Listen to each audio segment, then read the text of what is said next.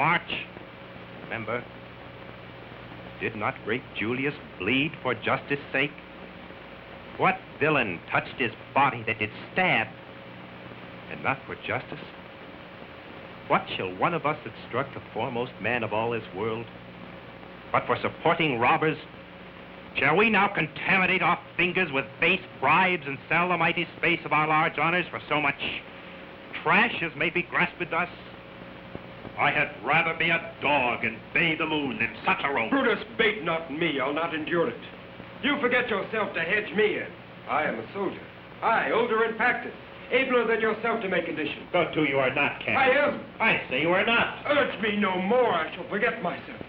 Tempt me no further. Away, slight man. Is it possible? Must I endure all this? All this? Aye, more. Fret till your proud heart break. Must I budge? Must I observe you?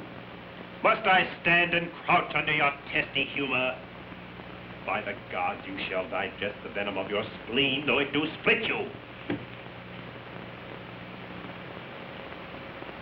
From this day forth, I'll use you for my mirth. Yea, for my laughter when you are whoppish. Is it come to this? You say you are a better soldier. Let it appear so. Make your vaunting true, and it shall please me well. For mine own part, I shall be glad to learn of noble men. You wrong me every way. You wrong me, Brutus. I said an elder soldier, not a better. Did I say better? If you did, I care not. When Caesar lived, he does not thus have moved me. Peace, peace, you durst not so have tempted him. What, I does not? No. Does not tempt him? For your life, you durst not. Do not presume too much upon my love. I may do that I shall be sorry for. You have done that you should be sorry for. There is no terror, Cassius, in your threats.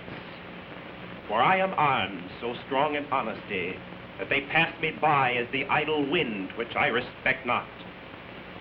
I did send to you for certain sums of gold, which you denied me, for I can raise no money by vile means. By heaven, I had rather coin my heart than drop my blood for drachmas, than to wring from the hard hands of peasants their vile trash by any indirection. I did send to you for certain sums of gold to pay my legions, which you denied me. Is that then like Cassius? I denied you not. You did? I did not. He was but a fool that brought my answer back. Brutus hath rived my heart. A friend should bear his friend's infirmities, but Brutus makes mine greater than they are. I do not till you practice them. You on love me not. I do not like your faults. A friendly eye could never see such faults. A flatterers would not, though they do appear as huge as high Olympus. Come, Antony, and young Octavius, come. Revenge yourselves alone on Cassius, for Cassius is a weary of the world. Hated by one he loves, Brave by his brother, checked like a bondman. All his faults observed, set in a notebook, learned and conned by rote to cast into my teeth. Oh, I could weep my spirit from mine eye. Here is my dagger, and within a naked heart. Take it forth. I that denied thee gold will give my heart. Strike as thou didst at Caesar, for I know when thou didst hate him worst, thou lovest him better than ever thou lovest Cassius.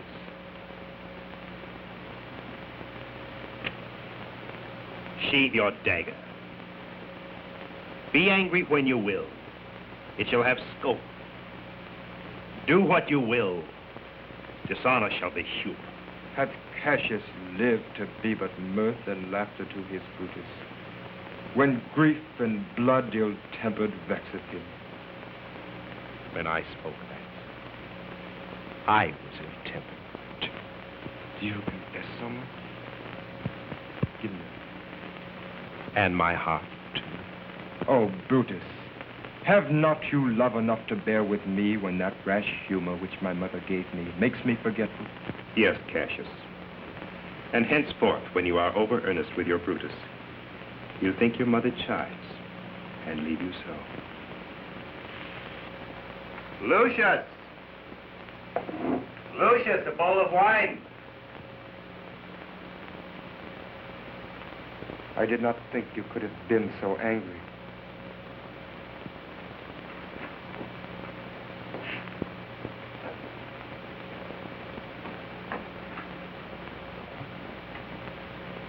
Oh, Cassius,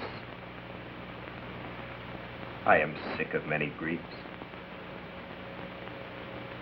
Portia is dead. Huh? Portia? She's dead. How escaped I killing when I crossed you so? Upon what sickness? Patient of my absence and grief that young Octavius with Mark Antony have made themselves so strong. For with her death, that tidings came. With this she fell distracted, her attendants absent, swallowed fire. And died so? Even so.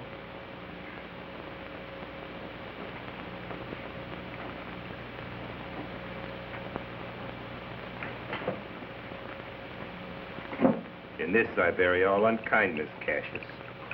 Fill, Lucius, till the wine o'erswell the cup. I cannot drink too much of Brutus' love.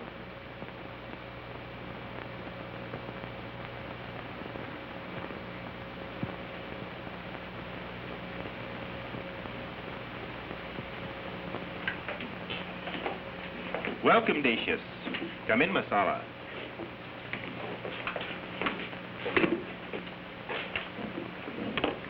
Masala, I have here received letters that young Octavius and Mark Antony come down upon us with a mighty power, bending their expedition toward Philippi.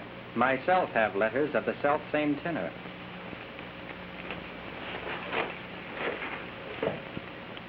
What do you think of marching to Philippi presently? I do not think it good. Your reason? 'Tis better that the enemy seek us. So shall he waste his means, weary his soldiers, doing himself offense, whilst we, lying still, are full of rest, defense, and nimbleness. Good reasons must of force give place to better. The people twixt Philippi in this ground do stand but in a forced affection, for they have grudged us contribution. Hear me, good brother. Under your pardon, you must note beside that we have tried the utmost of our friends. Our legions are brimful. Our cause is right. The enemy increaseth every day. We at the height are ready to decline. There is a tide in the affairs of men which taken at the flood leads on to fortune. Omitted all the voyage of their life is bound in shallows and in miseries. On such a full sea are we now afloat, and we must take our current when it serves or lose our ventures. Then, with your will, go on. We'll along ourselves and meet them at Philippi. The deep of night has crept upon our talk, and nature must obey necessity. Good night. Early tomorrow we will rise and head. Farewell, good Masala. Good night, Decius.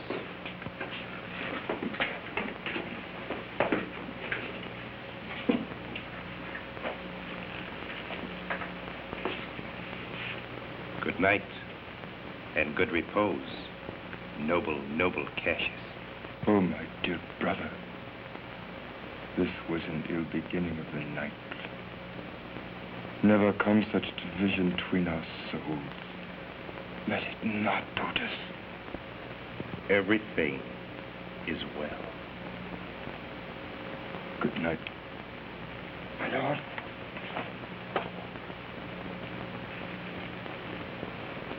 Good night. Good brother.